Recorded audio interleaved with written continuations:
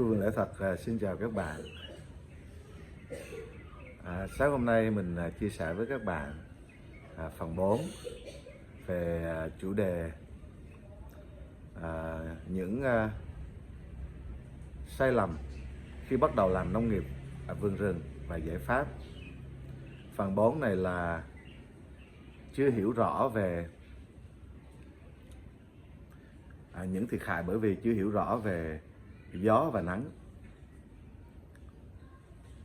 Khi chúng ta mua một khu vườn đó thì có nhiều khi chúng ta không để ý về vấn đề này khi chúng ta mới bắt đầu xây dựng một khu vườn, và chúng ta bắt đầu trồng trọt, nhưng mà chúng ta quên để ý về cái hướng nắng, và chúng ta không có tìm hiểu về cái hướng gió thổi qua trong khu vườn của chúng ta. Thường thì khi chúng ta làm nông nghiệp đó, chúng ta biết rằng mỗi mùa nó đều có gió chuyển mùa, báo hiệu cho việc một mùa kế tiếp đang đến. Và trong cái mùa gió chuyển mùa đó thì gió của mùa hè chuyển qua mùa nắng, chuyển qua bắt đầu mùa mưa, những cơn mưa đầu mùa thường thì có gió rất là mạnh. Và chuyển mùa từ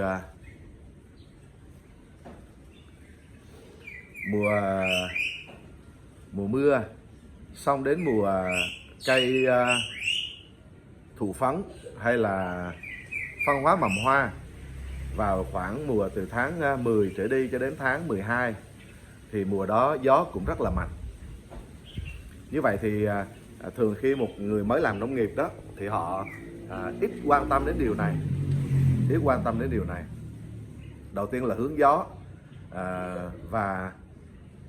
sau đó là hướng nắng. Hướng gió là điều ít để ý nhất, vì thường thì đến mùa nó mới có gió xuất hiện.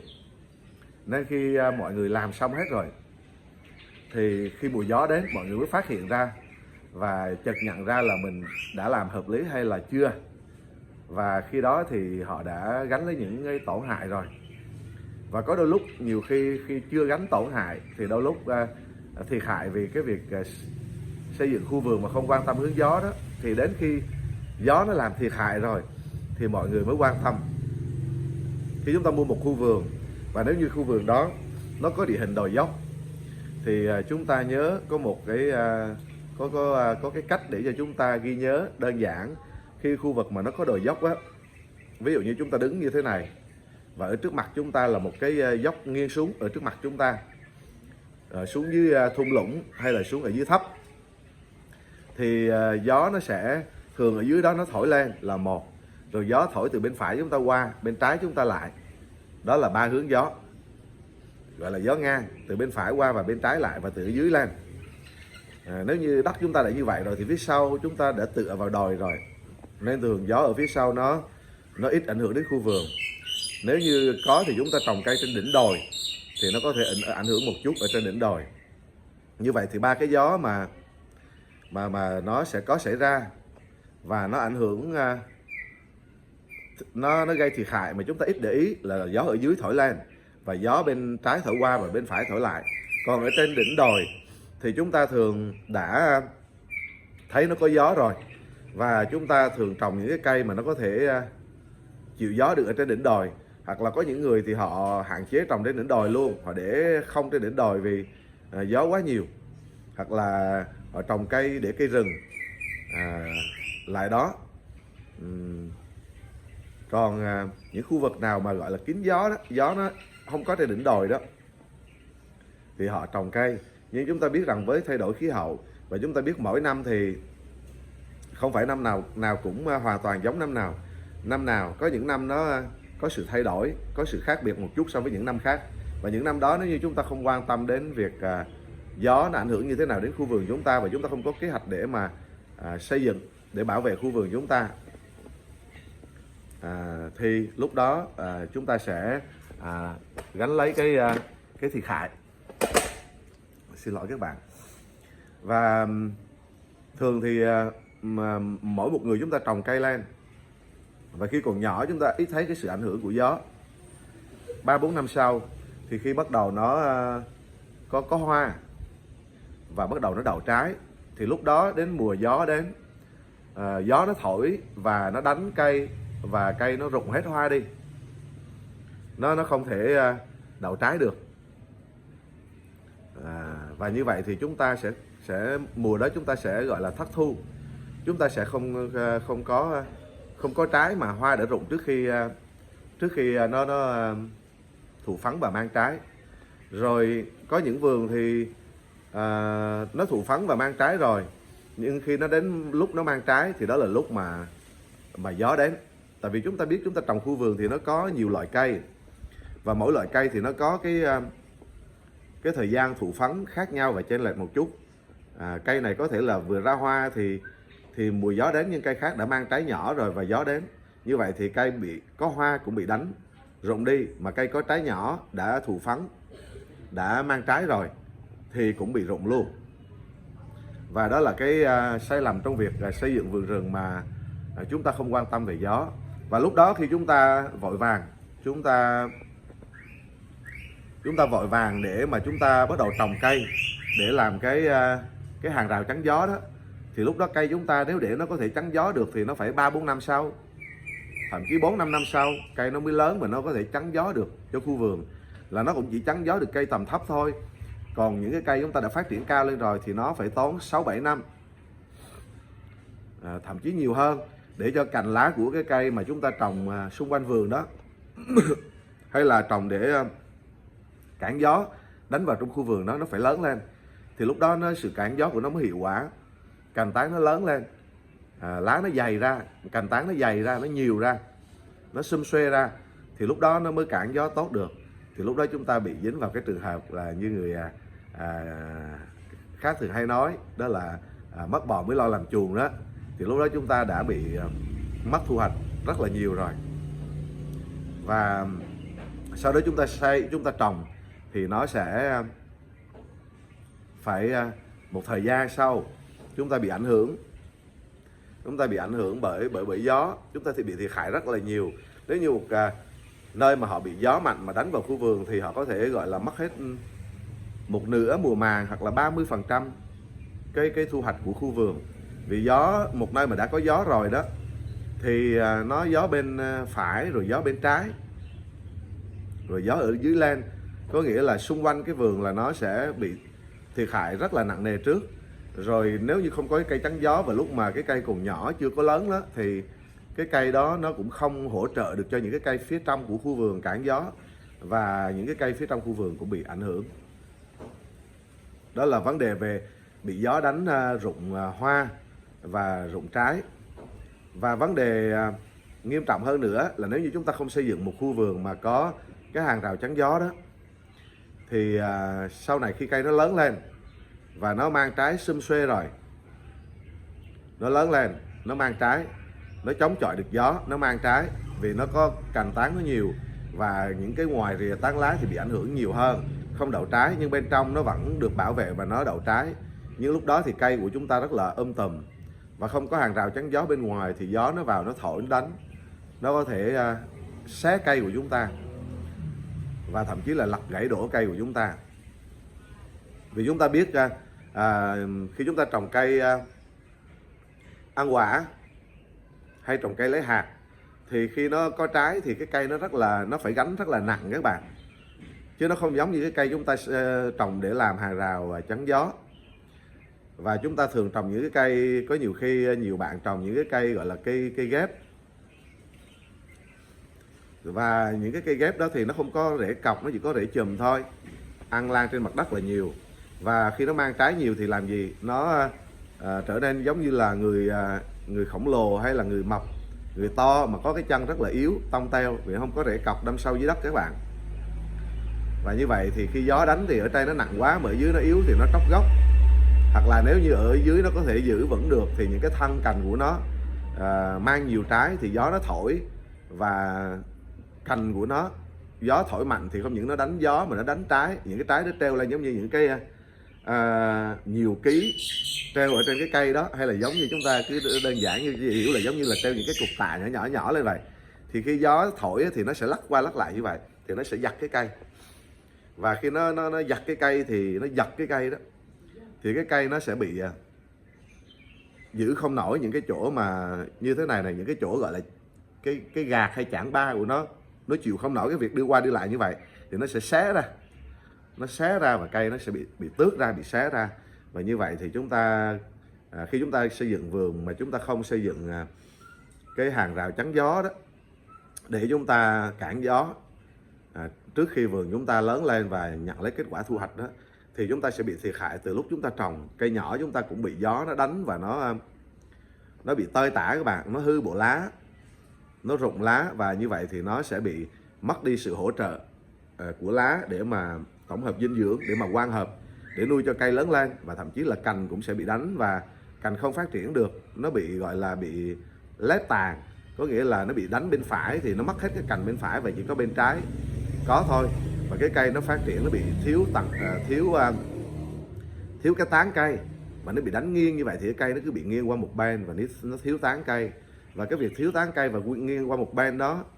thì theo tương lai cái cây nghiêng như vậy mà nếu không có hàng rào chắn gió để chắn lại thì nó nghiêng một bên như vậy, nó mang trái thì cái trái nó càng kéo nó ằn cong một bên nữa các bạn. Và đến lúc đó gió thổi thì nó sẽ gãy ngang, hoặc là nó đổ ập xuống luôn các bạn, tróc gốc và đổ ập xuống luôn. Như vậy cái thiệt hại khi chúng ta thiếu hiểu biết trong xây dựng vườn rừng đó là chúng ta thiếu quan tâm đến cái việc hướng gió đi một cách phù hợp và đúng mức. Như vậy để cho chúng ta có thể bảo vệ khu vườn trong cái việc giảm thiệt hại về gió, thì chúng ta đầu tiên khi chúng ta xây dựng khu vườn thì chúng ta phải quan tâm đến hàng rào. Nó giống như là chúng ta phải lo làm cái chuồng trước khi mua bò vậy các bạn, nó rất quan trọng. Nhưng thường thì chúng ta quan tâm đến cây giống nhiều hơn, trồng cây gì, thu hoạch ra làm sao, khi nào thì nó sẽ lớn, khi nào nó có lợi nhuận. Nhưng nếu như chúng ta quan tâm có được tài sản mà không có bảo vệ được nó thì bao nhiêu công lao chúng ta làm nó cũng bị mất hết các bạn. Làm nhiều mà mất hết thì không bằng làm ít mà không mất các bạn. Làm ít mà không mất có nghĩa là còn lại thì có ít cũng nhiều hơn là cái người làm rất là nhiều mà mất hết các bạn, mất hết. Rồi phải làm đi làm tới làm lui, làm đi làm lại thì cuối cùng vừa cực khổ hơn người khác mà vừa chậm hơn người khác nữa, và có cuộc đời vất vả hơn người khác, giảm đi cái thời gian hưởng được cái hạnh phúc. Như vậy bạn nên trồng cái hàng rào trước, và các bạn trồng mỗi một người có mỗi cái cách trồng hàng rào. Có thể là trồng hàng rào bằng tre, có thể là trồng hàng rào bằng cây muồng, nó sẽ tốt cho đất và sau này có thể bán gỗ được. Có người thì trồng hàng rào bằng cây mít, vừa có trái để ăn, khi nào có giá thì hái bán, còn không thì thôi. Rồi cắt tỉa cành nó cho nó thẳng cái cây lên để về sau có thể tương lai 20 năm thì bán gỗ, giá trị rất là cao. Cây mít thì bán tiền cây rất là cao các bạn. Gỗ mít rất là quý, làm rất là bền, nó bền lắm, làm giường, làm ván, làm mọi thứ nó rất là bền. Đợi cái đó nó rất có giá, vừa trồng mít vừa có thể chắn gió, có sinh khói cho vườn, có phân, có cây cắt tỉa trả xuống để có phân cho vườn khi vi sinh vật ăn và chuyển hóa nó thành phân để nuôi dưỡng khu vườn, và nó có thể cản gió. Rồi bạn có thể trồng những cây khác nếu như các bạn yêu thích và nơi đó nó phù hợp cho các bạn. Ví dụ như các bạn trồng cây nhãn và cây vải, nó cũng cản gió rất tốt. Nó là loại cây rừng và mang trái, và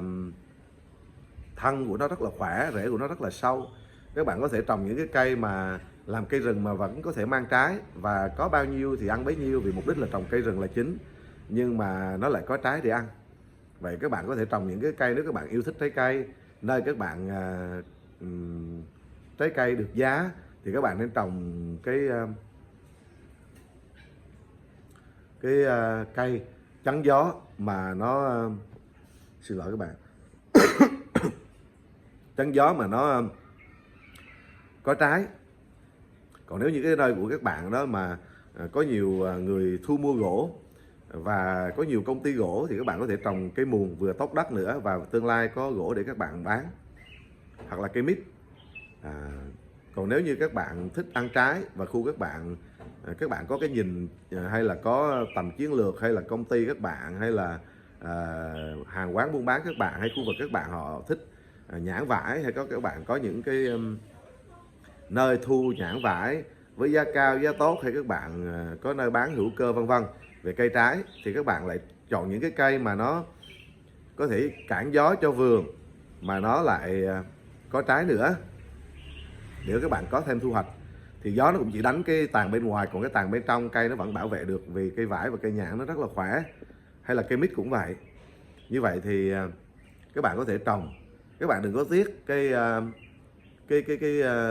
bìa rừng, cái bìa vườn, khu vườn của chúng ta nó rất là ích lợi cho các bạn. Ngoài cái việc nó bảo vệ cây trong vườn, nó chắn gió, thì nó cũng là hàng rào sinh học để cản những cái vườn xung quanh dùng thuốc hóa học xịt lên để bảo vệ cây, xịt như là để mà diệt sâu, trừ nấm vân vân, thậm chí là thuốc xịt để diệt cỏ, thì nó sẽ bay đi trong gió, và cái vườn của bạn có thể cản lại, và nó không có hóa chất nó không vào, nó ảnh hưởng cái khu vườn của các bạn, nó làm xấu đất các bạn, làm chai đất các bạn, và giết chết vi sinh vật ở trên đất các bạn, cũng như là đem cái không khí ô nhiễm đó gây độc hại vào trong gia đình các bạn khi các bạn sống ở trong khu vườn, hay là thậm chí các bạn làm việc ở trong khu vườn, nó sẽ hạn chế đi. Rồi khi bạn có hàng rào thì cũng sẽ hạn chế đi cái việc mà trộm cắp. Khi các bạn có hàng cây hàng rào rồi thì nếu như các bạn muốn bảo vệ khu vườn về những người trộm cắp, hay là những người có tính xấu, hay đi qua vườn người khác lấy những cái đồ lặt vặt này lặt vặt kia, hay là hạn chế bò đi vào trong khu vườn, thì các bạn có thể kéo một vài dây kẽm qua cái cây của các bạn đó. Cái cây nó đã làm cái trụ sống cho các bạn rồi, thì các bạn sẽ đỡ đi cái tiền làm hàng rào, làm trụ sống trong vườn, mua trụ về để làm vườn, chỉ cần kéo dây kẽm thôi, kéo 2-3 dây kẽm từ trên xuống, nếu là theo hàng dọc. Và nếu bạn nơi đó mà bạn thấy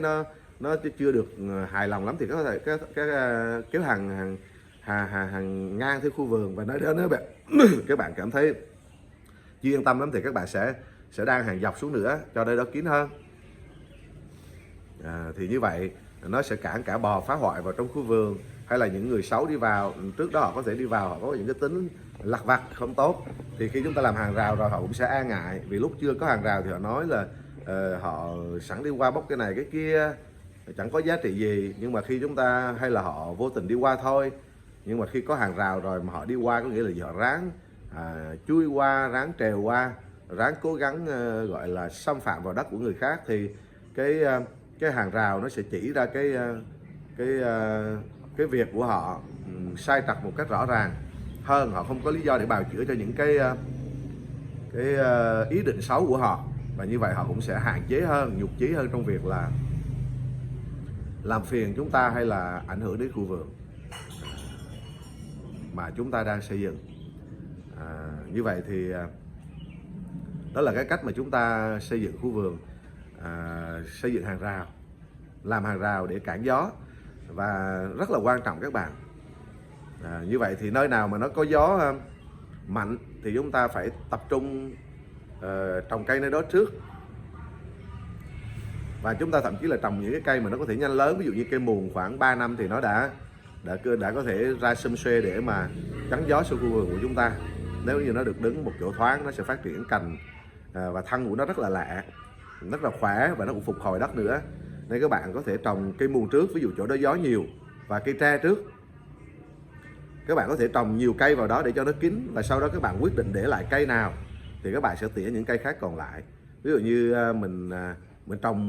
những cái cây dọc vườn như là nào là điều nè, mít nè, nhãn, vải, mình nhét hột khắp, mỗi năm mình đều nhét cả,